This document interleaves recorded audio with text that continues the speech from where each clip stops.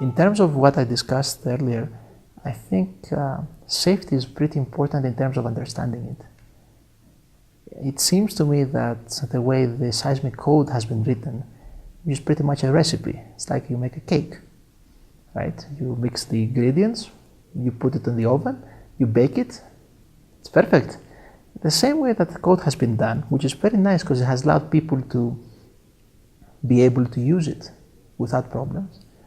It has also made it very funny in the sense that they think that what they do is perfect.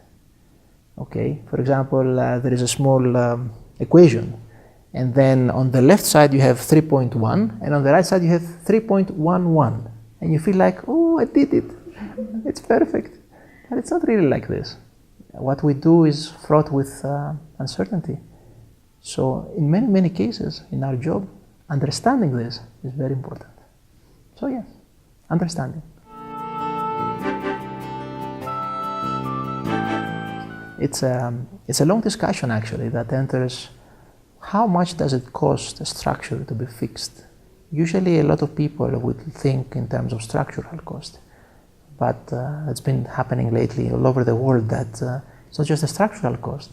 Structural cost is very little. It's that you need to move everybody out, fix it, then move everybody in, and in the meantime you have to pay rent, you cannot do your job, and that costs a lot, even if you don't have any casualties. In the past we had a lot of structures that killed people. Now structures don't kill people, they kill their wallets. Okay? So that's the biggest problem.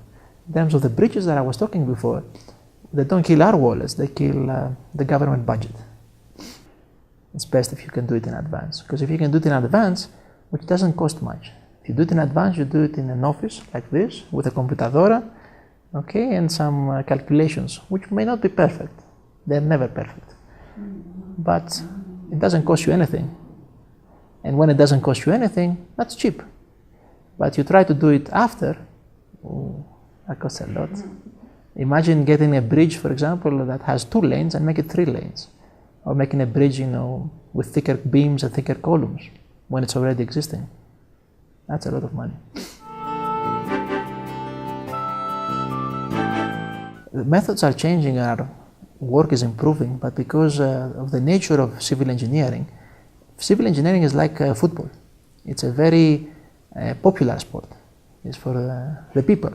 It's not like tennis. In tennis you have one guy hitting the ball, goes to the other guy, and they're both perfect, and there is like 50,000 people looking at them. Like, no, football is like everybody plays football, okay?